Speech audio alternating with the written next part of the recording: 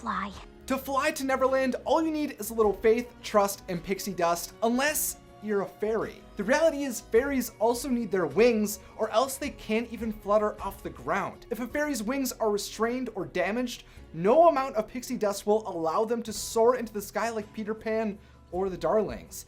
And for a while, this just didn't make any sense to me. The very creatures that produce and manage pixie dust couldn't utilize it to fly on their own? How could this be? Hello, I'm Isaac from Wotso Videos, where we discuss fun topics for fun people. I'm passionate about spreading the magic of Disney, and to do that today, I will be sharing my theory on the reason why Tinkerbell needs wings to fly with the support of today's sponsor, Amino Apps. Similarly to how I'm focused on spreading positivity and magic through my Disney videos on YouTube, Amino Apps is focused on empowering fans to share their passions using the millions of different aminos for people to unite behind. Although there are many aminos to join in this app, I explored Disney Amino the most. Here, fans were showing off fan art, starting chats, and providing insanely hard Disney quizzes I was even having trouble getting through. I have personally enjoyed engaging and connecting with this Disney community, which is why I recently posted a poll asking everyone who is their favorite Peter Pan character. To vote in the poll yourself and join Disney Amino,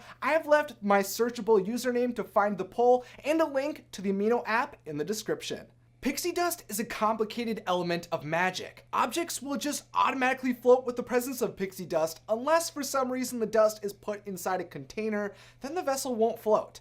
We put the dust in the bags and they stay there, right? And yet, we sprinkle dust on top of something and it floats. Humans need pixie dust to fly, but they don't float away when it is sprinkled on them. All it takes is faith and trust and something I forgot. Just a little bit of pixie dust. To summon the power of the pixie dust upon them, they must have a cheerful and powerful emotion or memory. They just need any happy little thought. Think of the happiest things. It's the same as having wings. For humans, happiness provides them with everything they need to soar as if they had wings. But fairies have more requirements still, which was initially so weird to me. Fairies are created from the first laugh of a child. Each fairy's creation stemmed from pure innocence and joy, so I thought they would have no trouble channeling that merry essence to flutter into the sky, but the truth is that can't happen to a fairy. Other entities may have no trouble utilizing pixie dust on its own to fly, but in the ancient fairy text titled Wingology, they outlined what is required for fairies to fly, and they explicitly highlight both pixie dust and wings as a necessity. Over the course of the many Tinkerbell movies, we see this connection clearly. We learn for fairies to fly, they must have pixie dust cover their intact wings. Typically, a teacup a day is the minimum amount of magic required for a fairy's daily flying and magic. Without pixie dust, their wings can move and bring them into the air, but it appears fairies are naturally too heavy for their wings, since their wings on their own cannot sustain flight. With magic in place though, these sensitive wings can get a fairy into the air, but are really only functional under very specific conditions. Their wings must remain dry, must be free from restraints, and must exist in their optimal temperature, or else their wings restrict them from flying. Spring fairies, for example, can't have their wings become too cold or they will be at risk of shattering, and winter fairies can't have their wings get too hot or they will likely dry out. My wings, I can't feel them. I think they're too warm. If any damage comes to a fairy's wings, not only will the injury restrict the fairy from flying, but it will keep them from flying for life, since there is currently no way for a fairy to mend their wing. This is the fate shared by the leader of winter, Lord Mallory. There is one exception to that rule though. In the presence of another fairy who was created from the same child's laugh, meaning the two fairies are twins and possess identical wings, the fairy's wings can utilize the powerful connection between them to magically mend the wing, allowing the once damaged fairy to fly again. This healing though is currently unable to be replicated by the fairies and has only been seen one time. If you'd like to learn more about that magical moment and Tinkerbell's twin sister Periwinkle, I will leave a link to my video on her in the cards above and in the description. Therefore, now that we understand the importance of both elements of all fairies flying, we can conclude a fairy will only be able to take part in sustained flight if and only if they possess pixie dust and undamaged wings. But why is that? For a while, I struggled to identify an answer. I felt it didn't make sense. How could a strain on the wings decide whether or not the magical levitating properties of pixie dust affected a fairy? Whether or not a wing was damaged or not, I felt shouldn't determine whether pixie dust would work on a fairy to allow them to fly. I understand wings are important for navigating, turning, and speed, but why would a fairy suddenly be unable to fly without them when Peter Pan and the Darlings managed just fine? Why would a broken wing mean the end to self-sufficient flight? The truth behind my burning questions, I believe, lies within the purpose of fairies and how they accomplish that purpose. Fairies are the beings who alter the seasons.